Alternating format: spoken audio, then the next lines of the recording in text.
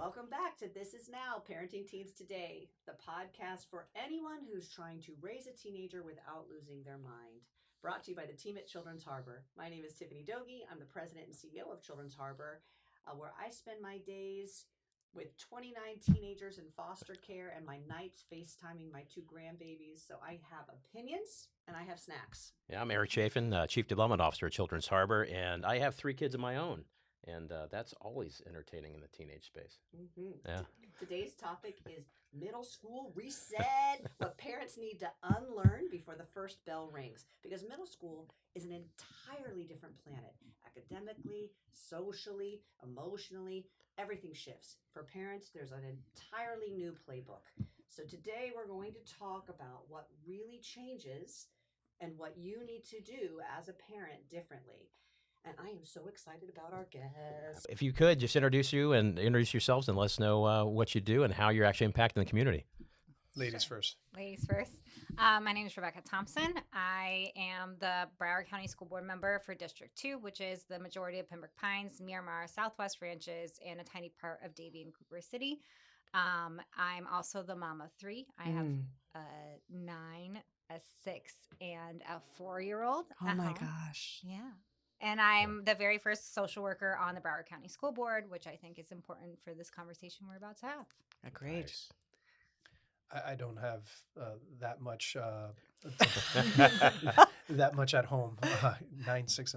You're amazing. She should be worshipped. Women with 3 children should be worshipped. And a school board Yes, member. that's true. And a school board member. Yeah, I'm a big fan.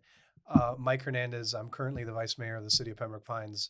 More importantly, I'm the commissioner for District 4. Vice mayor is a rotating role, but I represent 47,000 residents, mostly in Western Pines. But I have a dual role because we have 7 charter schools within the city that are under city's management. So you work both for the charter schools and also for the city commission. More importantly, I'm the father of a preteen. In September, he's turning 13. And my daughter is 9, but she thinks she's a teenager. Okay. She thinks she's the oldest child. Sounds familiar. She thinks she's the oldest Where does child. she get that from? I have no idea. Mm. No idea. So let's go back in time for a minute. What do you remember about your own middle school experience, and how is today completely different? It was terrifying. Oh. To be honest with you, I was a very, very, this is going to be hard for you to believe knowing me, but I was a very shy kid. The only way that I kind of broke into conversations with folks really had to do with my sports background because basketball was my life. But I'm 5'11", so I knew the NBA wasn't there in the future, but that's how I was able to. 5'11" is short? Is that what you're saying? In the NBA, you got to be like 6'8". So yeah, it's kind of short. Yeah. But for me, sports was the way to start conversations. I wasn't great in school, and it gave me confidence. I really didn't come out of my shell. I don't want to call it awkwardness, but I was very shy. I was very reserved until I hit college. For me, I was kind of one of those late bloomers. Middle school was probably one of the toughest times for me. Really? Yeah, it was. I would have never. I see a little bit of it in my son also. He's very shy. And I did not go to different campuses because I attended a private school in Miami. So you just kind of went straight through, same building. Right. My son had the adjustment of going from Chapel Trail Elementary to Silver Trail Middle. Great schools. We love them. It was just he had to adapt to it. My wife has been superstar, making sure that she's involved with him, getting him to understand that, yes, middle school is more challenging than elementary, but there are ways to work around it, especially with the number of electives that he has, that he could take classes that actually interest him. Like me, I had algebra, and all the classes that you're supposed to take really didn't have much. There was no leeway. There was no leeway. Kids these days, especially in Broward County Public Schools, they have options. So I think that will help my son at least adapt quickly, and then by the time he blinks, he's in high school and he'll have another opportunity to adapt. So It goes quick, man. It definitely goes quick. If there's one thing you wish every parent knew before those doors opened, coming, middle school, what would that look like? I'll let Rebecca go first. I certainly have an answer, but go. So I think it's I think people get really scared about middle school, and there's really no reason to. I Mhm. think also in Broward County Public Schools, that's when we see a lot of people shifting to charters and private schools because for some reason they think that will safeguard their children. But really, middle school is just a hard time, like biologically, for children. So Absolutely. no matter where you place them or no matter where they go, they're going to face the same challenges. It's all about the support that the schools can offer. And I think our middle schools do a fantastic job of what Mike said, finding different electives that kids will be interested, but also the clubs that they're able to find. Like any interest you have, you can find a club or you can start a club or you can find a teacher that will help support you through that. And I think some of what I wish parents would take a breath and Mhm. realize that it's going to be okay. That if they remember their middle school, I think Mhm. most people say it was awful or there was a time of change, and just support your kid through that Mm-hmm. more than getting them so anxious about middle school. Because I think some of Mhm. that is really about parents being like, "Oh my Mm. gosh, now you're gonna have to handle that." When you talk to fifth graders, they're excited. They're Like, excited. Yeah. they want this new challenge. It's the parents that are like, "Oh, but my baby." Yes. Yeah. And Yes. I think that The oh, but my Yes. baby complex. It's like, you're not ready. You're the Yeah. one who's not ready. Your Yeah. child is so excited and you've just completely deflated them because of your own and you stuff. made them scared Mhm. when really, like, yes, it's going to be different, but just like fourth grade is different than third grade. Yes. And Kindergarten everything is like- different than first grade. yes, everyone kind of changes. And as parents, we need to give them the tools to adapt to that and not scare them out of it. Yes. That's a Yes. great point. Say it louder for the Thank people you. in the back. I have to agree, especially on the electives part. In Silver Trail, there's robotics, if that's what you're into, things that I couldn't even have dreamed of. And I know I'm slightly have older, robotics? but they have Yeah. a robotics class. And I they had go to a state typing. competition. I literally had I typing. had Spanish and French. That's about it. Mm. But the point is, they have so many different ways to. Okay, maybe you're not going to like math. Mm-mm. Maybe Never. you may not like another subject, but you have an opportunity to go into something that actually interests you. I think that's a strength of BCPS, and is particularly that middle school. Mhm. The biological change is also a big part of it. Mhm. You know, my son's voice is deepening. Just you know, from I'm like, crackling I'm to- not, yeah. and to Rebecca's point, I'm not ready to see them grow up. Yeah. You know, Mhm. ultimately, you're like, yesterday you were still in diapers and we were watching Yeah. Mickey Mouse Clubhouse and we were having a good time. And now you're this kid that's as tall as your mom. You know, you hit a growth spurt, and I'm seeing it, and then I'm in the back of my head, I'm saying I have to go through this again because Alyssa is 9 and she's going to be there Yeah. in a few years too. So it is, I think it is parents also Mhm. adding stress on it, because at the end of the day, I drop my son off at school. He's fine. He walks right in. Yep. He goes about his day. Yeah, he's done. And when you pick Yeah. him up, he walks to the corner, and that's where he get picked up. So Yeah, I don't know, Mike, if you do the same thing. My middle child, Abby, when she was 9, and since then, I'd always ask her. I said, Abby, do me a favor. Can you just stay 9? Can you Yeah. stay 9. So Stay we have little. we have this joke, so. But now Mhm. she's 16, and obviously that day has passed. yeah, So- it's really hard, especially summer is hard for me because, and every parent's different, right? But summer's hard because I know they're never going to be in the previous grade again, and they're never going to be the age that they were that year, Mhm. and that I don't really care about getting older, but your kids getting older make you feel like, okay, we got to smash in as much as possible in those 10 weeks. It's 10 weeks, I think, of Something like summer. that. Yeah. We got to do as many trips as you possibly can. Because soon enough you're going to blink. And Mhm. my son going to 7th,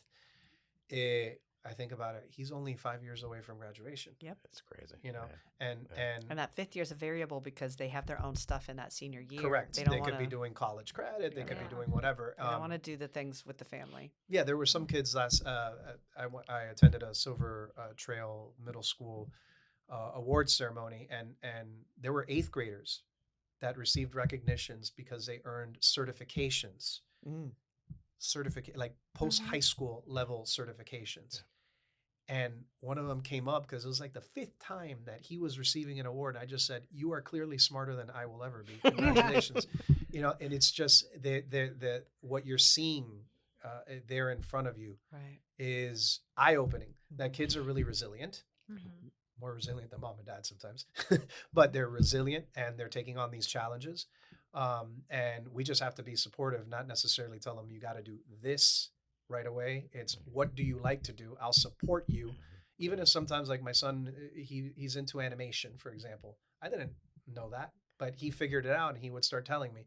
My daughter is a cheerleader, an actress, a singer, or whatever. So it's just like, okay, honey, let's whatever you want. But I'm figuring all that out. I'm learning too. I tell people, like, you weren't born an experienced parent. If your kid's in middle school, you're a middle school parent. You've only been a parent for a certain amount of time.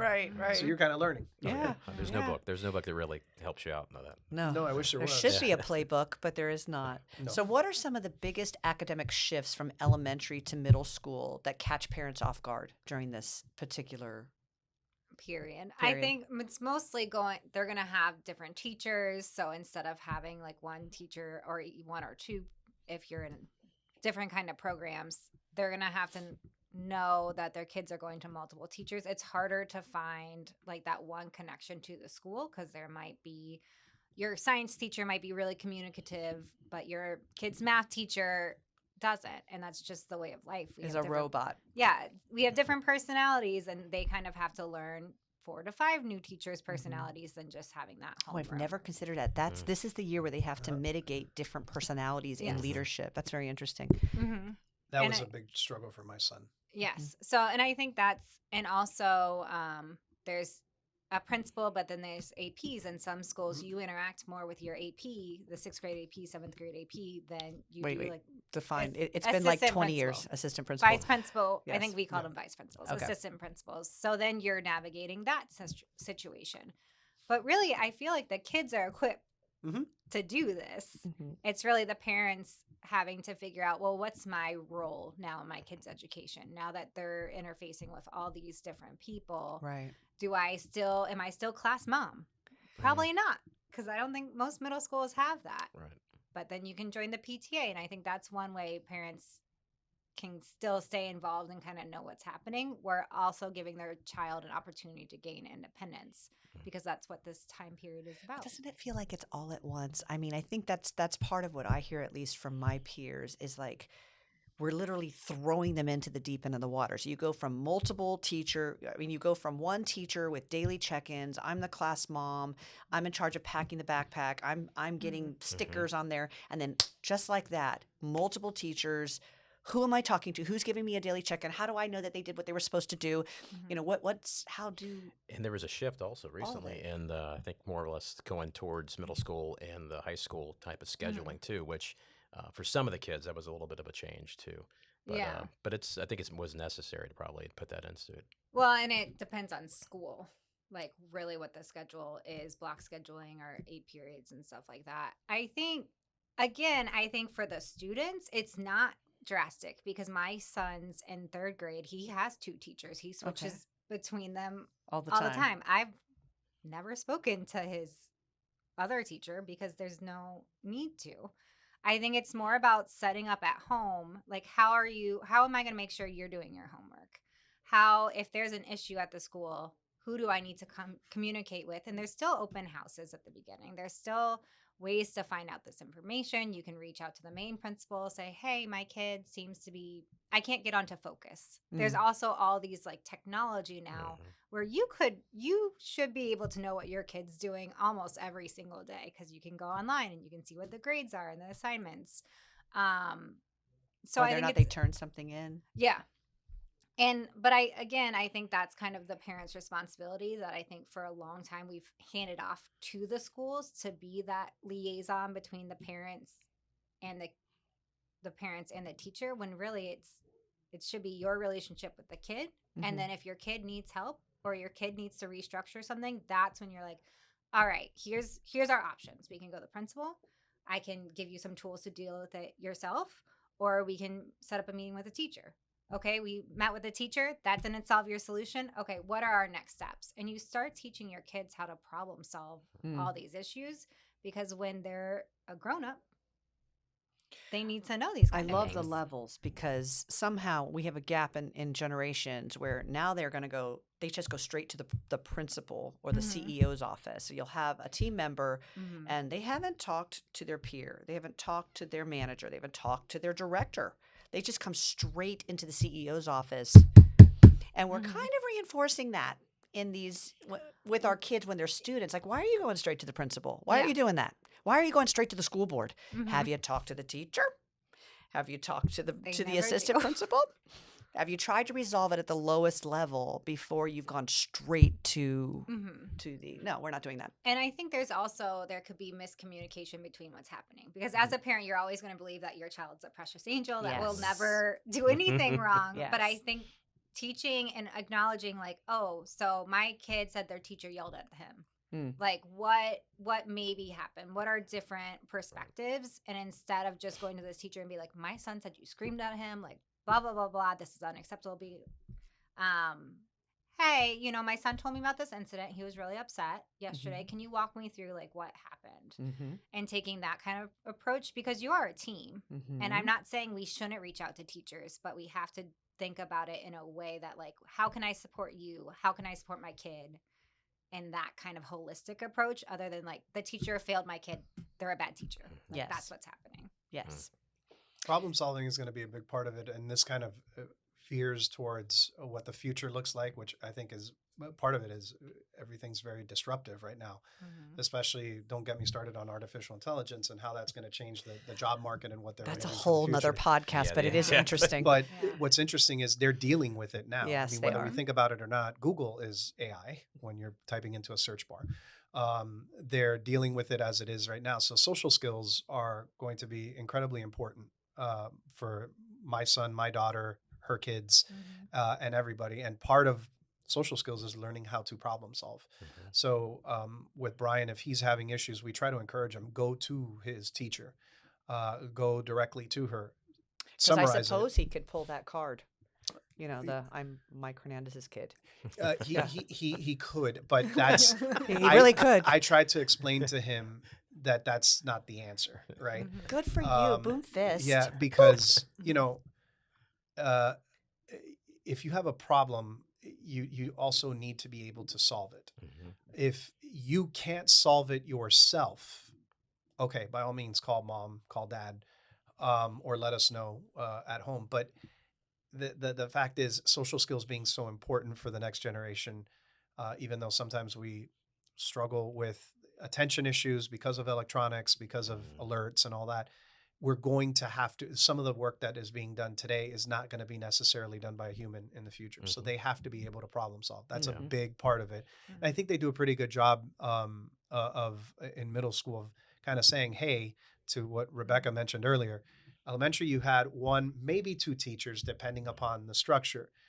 Now you have 6, and oh, by the way, you have the block scheduling, the A day and the B day. That was a big transition for parents, at least. Like, what do you mean they have to have different teachers on different days? And that in and of itself was an adjustment, but they adjust in a week. Okay, fine. Now instead of one teacher, That's a long week, though, right? It is a long week. But they adjust and they figure it out. The kids are resilient. But it also helps, even though it's not the curriculum, the injection of independence in them, I think, is an unofficial part of the school board mission, right? That we're teaching them how to be functioning adults. We're teaching them how to be contributing members of society. Yeah. And to take matters into their own hands, so to speak. Like, you can't run to mom and dad for everything. That's right. You have to figure things out. Yes. And I think that, at least for me, that's been one of the major changes in from middle school to elementary school. My daughter, I think, is going to be a little bit better positioned than my son because she gets him as the guinea pig. He's the first one. Yeah. So she's going to hear everything that he went through when he started. And it's not that he endured or anything like that he had to adjust to, right? And so I think it happens in all families. Second, third siblings, they're like, they all see counsel. Yeah. we know what happened. We're good, and they're ready to go. But for my first, it's been interesting how he's had to adapt. And now we're finishing year 1, and going into year 2 in a few weeks. So I think he'll be much more comfortable on the first day of 7th grade. That's great. What's something that you wish parents would stop doing, and something that they should be doing more of? to Rebecca's point, I think what they need to stop doing is worrying so much, babying so much, coddling. I mean, once they get to middle school, they're gonna find their way. They're gonna find their way. Kids are resilient. Mhm. I say this as someone who was coddling and really concerned and couldn't sleep the night before the first day of school this year when my daughter, I knew everything was going to be okay. It's elementary school. She just moved from second to third. Cool. Fifth to sixth, I was concerned. Mhm. I think my wife was very concerned as well. But again, we had gone to open houses in the summer. My son's school has a Camp Mustang, which is just as much for parents as it is for students. You come, you show up, and they teach you. This is what you're going to adjust to in middle school. Okay, that's timeout right there. Yeah. Because that was one of the things that I didn't ask was, are there supports in place for parents who are just really, really anxious about this transition to help them? I think Rebecca would have more, but I know for middle, it was Camp Mustang in the summer. Actually, not even in the summer. They had one in the summer, but they had one also in the spring while my son was still in fifth. Huh. So his classmates at the elementary school went. It was a evening thing, I think at like 5:30. And we switched principals, but the then principal and his assistant principals at Silver Trail, their APs, they were all there, and they said, if you're going to six, this is going to be your AP, and this is what you can expect. Mhm. So that, at least for me, I can't speak for all parents, but for me, I felt a little bit more comfortable, Mhm. and so did my wife, because it wasn't like, here's day one, Boom. and Yeah. you got to figure it out. Yeah. We took advantage of what they had. And my wife did do PTA there, so she also wants to be involved in any kind of events that they do. That's the second time PTA has come up. Yeah. Help me out here. Any parent can be part of the PTA?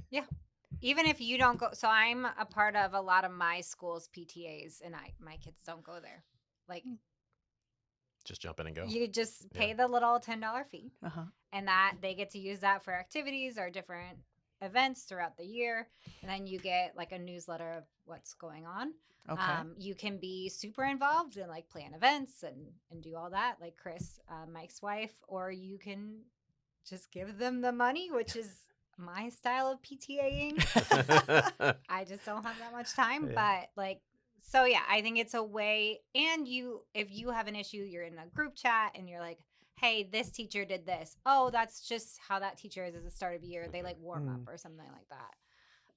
But I think what I want parents to stop doing, I think it's not so much like stop coddling. It's supporting their growth at home is where they need to learn, like, and it being more encouraging. Like, instead of being like, oh, I'm going to come and save you. Like, you're brave, you're strong, you're smart. Like, you can do this. Like, let's problem solve this. Let's talk this through.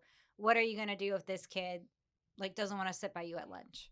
Are you going to find a new person? Are you going to come up and ask what's wrong? Are you going to go eat with the counselor? Like, what are some options? I think that's important. And I think I think parents need to evaluate how they use social media in their cell phones, because at the school board, my colleagues decided that cell phones are no longer allowed Okay. in schools. At all? From bell to bell. So lunch, nothing.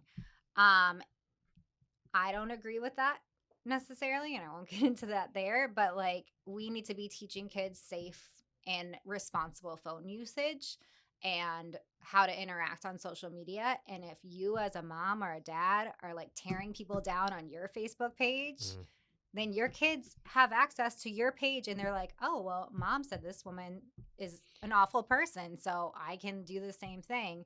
And I think that's a conversation around social media that we haven't been having, is like, parents, like my generation has grown up in social media, so we interact very much the same way, but then we're telling our kids, oh, Instagram's bad. Well, if you yourself are spending 3 hours on Instagram, telling your kid that makes no sense. Right. So how can we look at it together? How can we have safety things in place? How do you, Now like, that we know more, how do we do better? yes, how 1 hour of scrolling, that's fine. 3 hours, it's probably still fine. But like, maybe it's not if you're 8.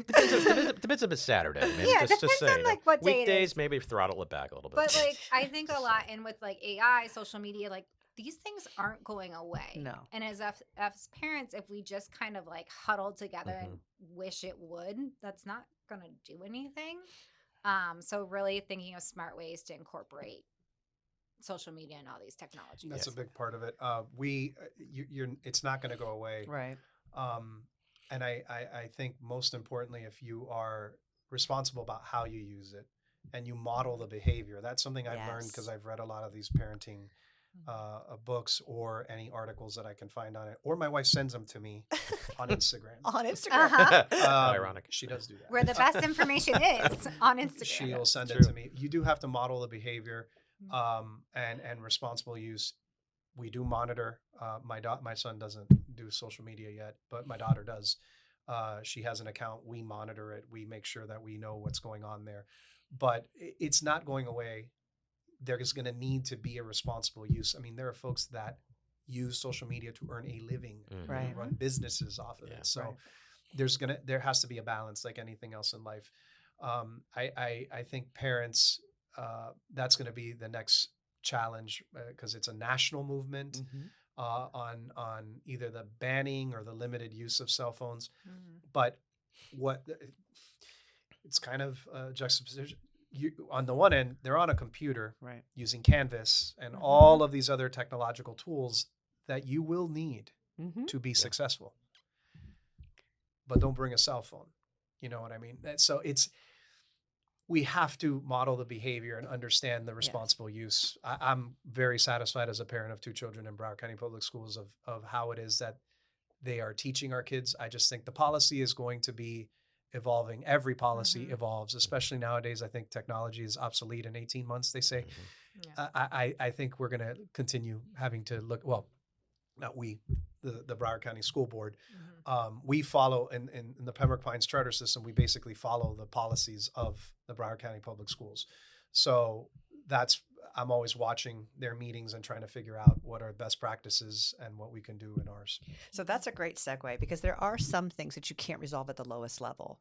And so I'm sure that you hear from a ton of passionate parents in both of your roles.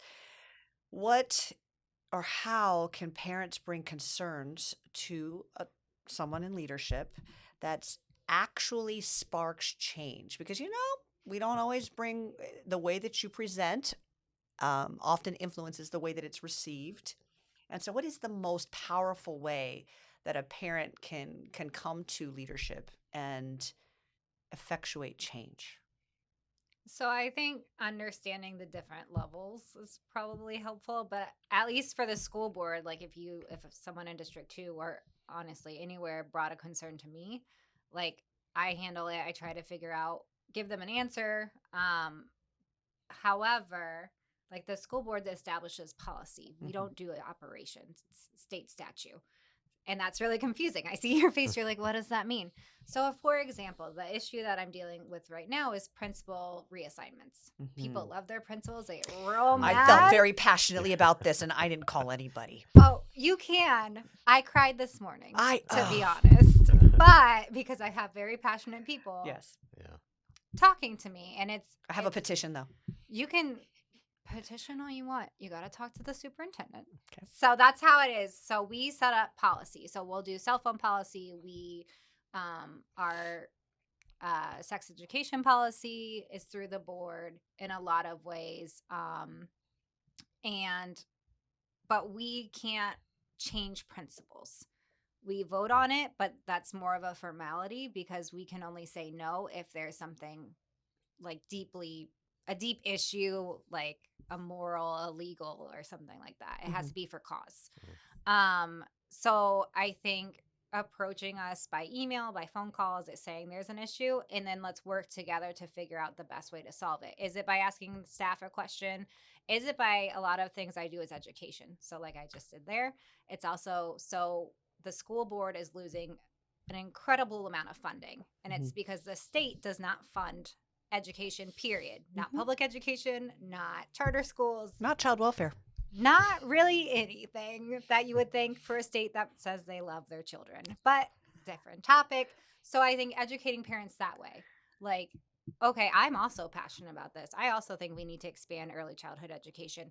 What can we do on the state level? Who do I need to connect you? How can we build community and build our voice? Because if one person complains, like, you'll try to address it. But if 500 people or 100,000 people are complaining, then maybe there's a way to affect change. But I think coming to the school board and screaming is not like Yes, screaming is never the best. Not very effective. Not recommended. But you can do it. Scream at me all you want. But it's just like not the most effective. not the most effective. I just asked my wife, Oh, come on. like, how do we deal with it? You know, Yeah. she's so involved with PTA. I honestly ask her, I don't know what the right way to handle this is. And she'll say, well, we should do X, Y, Z. And then if that doesn't work, then we go over here.